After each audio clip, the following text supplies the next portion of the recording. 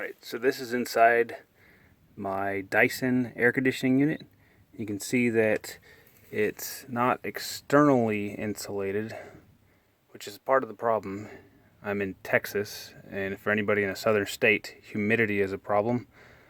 So there's extreme sweating. So what I'm going to do is insulate more. As you see, there's a little bit of fiberglass insulation in the lining of it. Normally that would work, but this is so humid here that you need more than that. So what I'm going to do is add more insulation. As you see, I've already started here. I'm using aluminum tape with the spec writing right there, and I'm using foam board along with some of this foil style bubble insulation. So that's what I put down first. Then next after that, I'm putting down the actual foam board. This should give it at least another R value of an added 10 R value with that. The foam board itself is usually about 3.2, and then the bubble foil says that doubled it gives R value of 10, so realistically I'll probably expect another 10. I'm going to put this inside everywhere so that I don't have any more condensation. As you see here, this is the foam board. Simple stuff you can get at Lowe's or Home Depot. As you can see, it's just a bit of foam.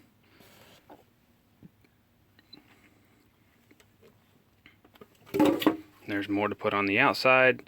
I'm going a little extreme. I want to make sure this never happens to me again. Having issues with rust and all sorts of stuff like that. Insulate well. Also, when you're installing this, especially in units that have the electrical portion right there in front, when you take the panel off, you need to turn off your power at the breaker box, not here. Here you can take off the power, but there still has 240 volts coming in. So it's very dangerous. Make sure you actually turn it off at your breaker box, not here. This is only used if you're doing work a little bit elsewhere for a technician. So if you're just doing this yourself, make sure you turn it off at your box. See, I'm installing insulation right here, and everything could be touching these wires is dangerous. So make sure you stay away from that.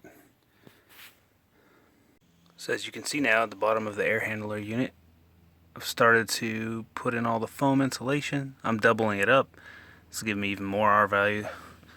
Fitting it in there. It's a tight spot. If you can do it, anybody else can do it really. All you got to do is cut the foam board with an X-Acto knife, put it in there, and then use this foil tape to put it all down, seal up any gaps or anything like that.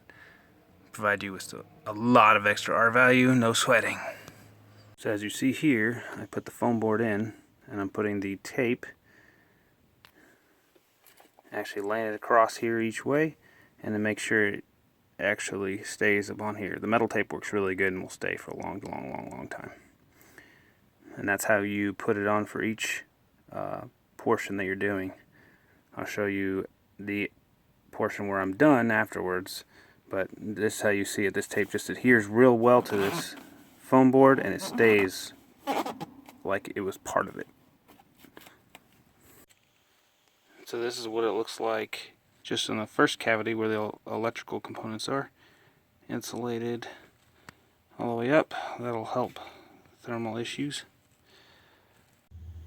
Okay, so now I've completed putting the insulation all the way through.